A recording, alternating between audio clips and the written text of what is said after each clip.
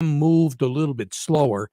So slow, as a matter of fact, last weekend that we were looking at putting it off, putting it off. It was supposed to be here, putting it off. It's kind of like a doctor's appointment. You know, you're sitting in the waiting room just waiting for everything to happen, and it ain't happening. You go out to lunch. I mean, what the heck? You might as well. And finally, it starts to roll in. And we got all sorts of madness, not so much here in the Great Lakes Bay Area, but areas to the south. This one is going to give us, it's more of an equal opportunity system. The entire lower peninsula, with the exception maybe of the top 10%, is going to get some snow, measurable amount of snow. Northern Michigan should be looking at least 2, probably 3 inches. The further south you get, a little bit more, a little bit more. We're once again in that interesting 3 to 6 inch category. I think right here in the immediate Great Lakes Bay Area, probably close to 5 inches. But the difference is going to be this one is going to start overnight tonight. Yeah. So the morning commute tomorrow morning is going to be pretty messy. Now, what this is going to be doing, it's coming. Right now, it's over northeastern Oklahoma. It's going to move into the Indianapolis area and south. Real close. It's going to hug the Ohio River is what this one is going to do. The one last week inched its way a little bit further to the north, moved through central parts of Indiana and Ohio. This one is going to follow the Ohio River, move up into western Pennsylvania.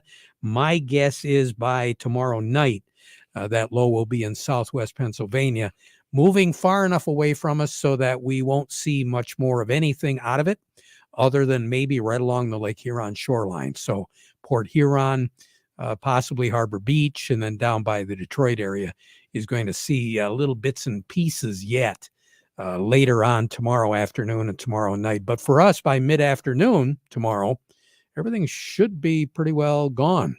Wind speeds are going to be up, not quite as strong as what they were last Friday. The wind speeds, what we're looking at right now for tomorrow, will be gusting up to 35 miles per hour coming out of the northeast. And you'll know when the system moves away because the wind direction is going to change, coming more out of the north, and it'll be decreasing as far as speed is concerned. And then as we move into Friday night, things should pretty well clear out. Saturday shouldn't be all that bad. Right now, we're looking at mostly cloudy skies for Saturday, a few flurries around. And then on Sunday, we're going to be looking at mostly cloudy skies, inching our way up into the middle 30s once again. Sunday night, there will be a low-pressure system over Tennessee. So we're going to keep our eye on that one. I don't think it's going to get much closer to us than Tennessee and Kentucky, which means we're going to be on the far north side of it. We could get on Sunday night and early Monday morning a few flurries here and there, but I right now don't think that one is going to have much measurable consequence for us in the central part of the state. Once again, southern Michigan, right along the border, looks like it could pick up some measurable amount of snow during the day on Monday. So we're looking at more so than the last few, a lot more of a mess on Friday morning. I don't think we're going to have to deal with the water equivalent much at all. It's going to be pretty much all snow. It won't be as heavy a snow, but still it won't be powder. Yeah. It'll be, there's going to be some constant to it. There's going to be something there. But for the most part, visibility is going to be the issue. And we'll just hope that everybody can get to go where they want to go. Might take a little bit longer, and you might want to push it back just a couple of hours tomorrow morning to do that. And again, fortunately for us, we're dealing with not much snow cover on the ground at all.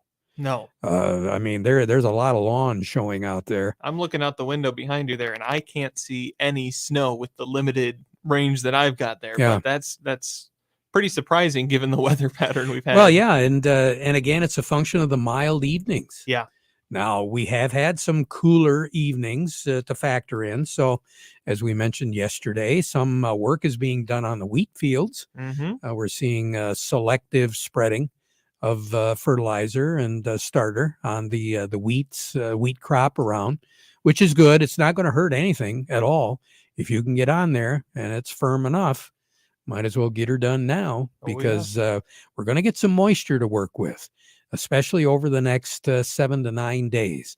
And again, talked to a couple people overnight and early this morning, and they are looking at a major system for the end of next week, simply because it's going to turn dramatically colder in the western half of the continental United States. It's going to set up a boundary now of some real cold air and then some very mild air. And the pathway, that could go either way, but right now it looks as though the south central part of the continental United States in a northeasterly direction, heading right toward Michigan, Ohio, and Indiana. The pathway of a couple of systems next week, tail end of next week, and over the weekend next week. Long range, take us all the way through the 22nd, below average on the temperatures. Normal for this time of the year, 39 in the afternoon, 24 at night. Precipitation pattern overall is supposed to be slightly below, but we will see a pickup in that precipitation pattern tail end of next week. More on the weather as we go through the broadcast. We'll take a look and see what's going on in Chicago, some of the traded issues going on. Doug Klein from Oppenheimer will be joining us. We'll take a look at what's going on the board at MAC. But before we get to all of that, the weather report today has been brought to you by the folks at Nutrien Ag Solutions. Nutrien Ag Solutions has the local expertise to recommend the corn, soybean, and other seed products that are the best fit for your field. Plus, unparalleled agronomic support with products and services to unlock yield potential and improve crop performance from planting to harvest. Ask about our financing options to help you get more from every acre and lead the field. Visit your local Nutrien Ag Solutions branch or go to nutrienagsolutions.com. they say there's a secret to growing a great crop. At Nutrien Ag Solutions, they beg to differ. It all starts with a strong foundation, and when it comes to fertilizer, there's no question that Titan XE drives dry fertilizer performance.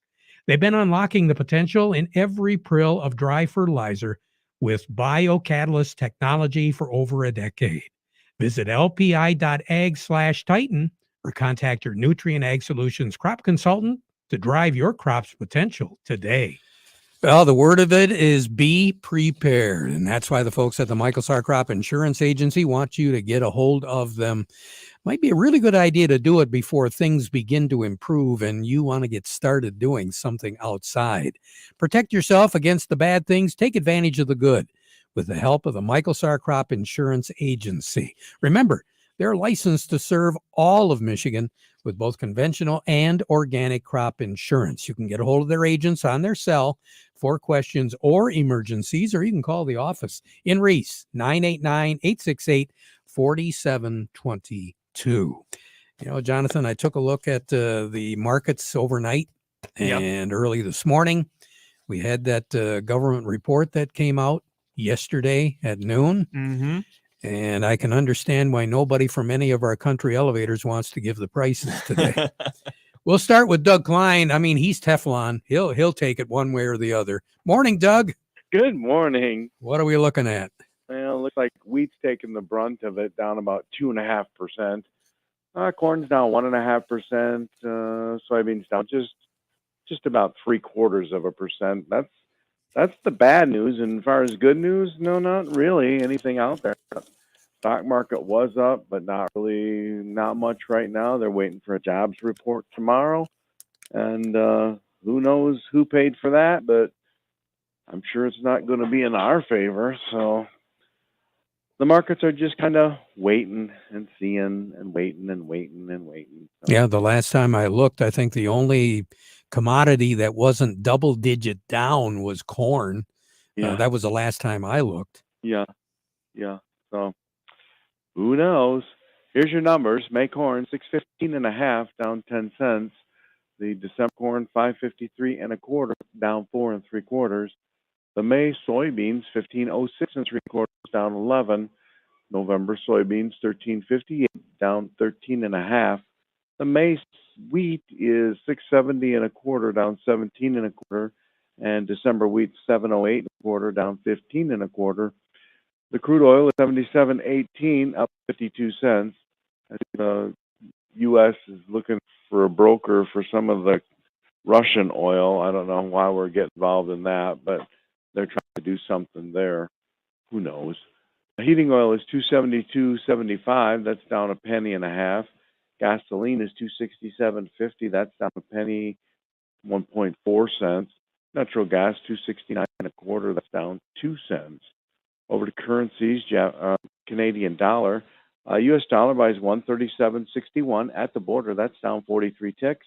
The dollar buys 136.27 yen. That's down 107 ticks. The euro's at 105.78, up 34 ticks. The dollar's at 105.23, down 42 ticks. Gold's at 1833.50. That's up $14.90. Silver's at $20 even. That's unchanged. And platinum's at $946.80. It's up $6.20. All righty.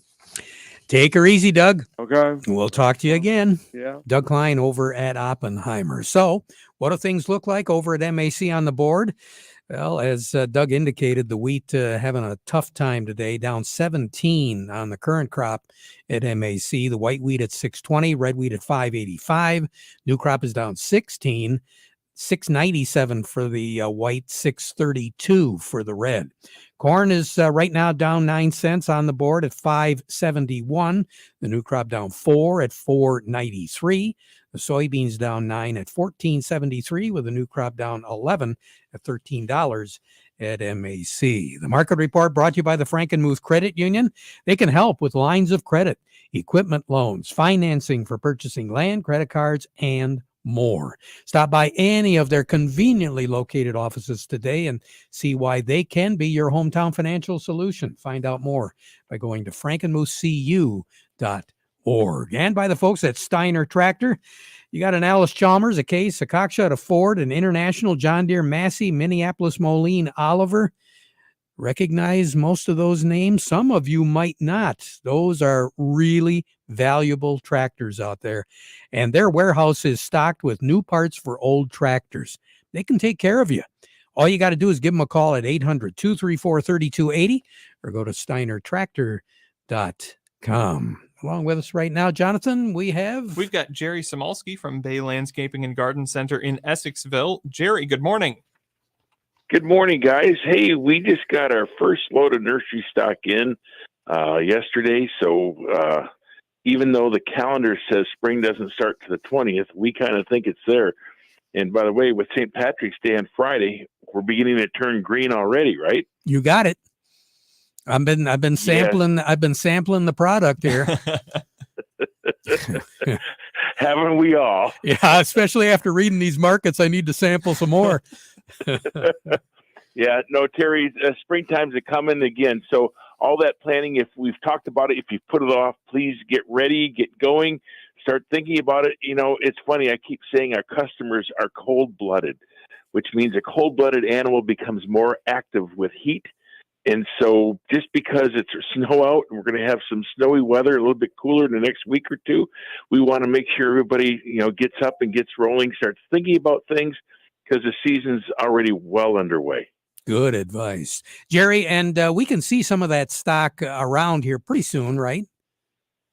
Yeah, we're looking like unloading the poly houses in the next week or two. We don't want them to get too warm and break bud, because then if they break bud in that greenhouse, we bring them outside, they get frosted, that tender growth burns back, and then they got to start over again, or they may not make it. So so they're going to start getting out and getting moving now. The industry's moving. It's for the industry, it's springtime. The homeowner, maybe a little bit early yet, but it's coming so close. Let's get ready. All righty. Good advice. Jerry, take care. Have a great day and a nice weekend, okay? Thank you very much. Go green. Go white. Take care. Jerry Samolsky, Bay Landscaping and Garden Center in Essexville. We'll be right back.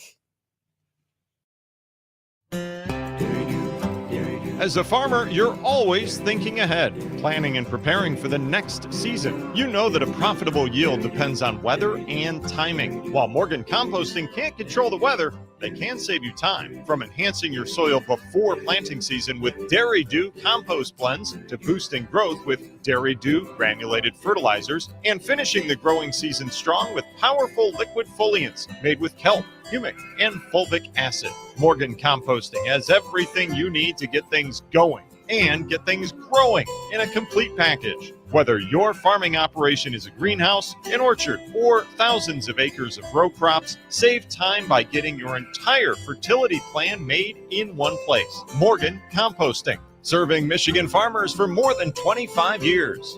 Call the soil health experts now at Morgan Composting or visit dairydew.com to learn more. Dairy Dew. Farm Service brought to you today by the folks at Quality Roasting of Reese, offering competitive, consistent prices for your soybeans. Give them a call for a quote today. If you're a dairy or cattle producer with input prices at all-time highs, it is time to get serious about maximizing profits using contract sales and risk management tools. Register now for the Ag Profit Strategies Workshop next Tuesday, March the 14th at Zender's Restaurant in Frankenmuth. It'll start at 9 and go until about 2:30 in the afternoon. If you've been farming for less than 10 years, you can receive a $250 travel and expense allowance. Register free for the Ag Profit Strategies Workshop next week, March the 14th in Frankenmuth, by going to nationalfarmers.com/agprofit.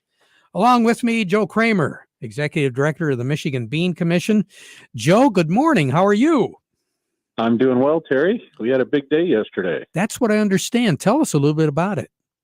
Well, it's our annual roundtable discussion where we really try to look way down the road and identify some of the priorities that as a research group we should be looking for. So over the last 10 years or so, the industry's invested about 1.9, just shy of $2 million in production research.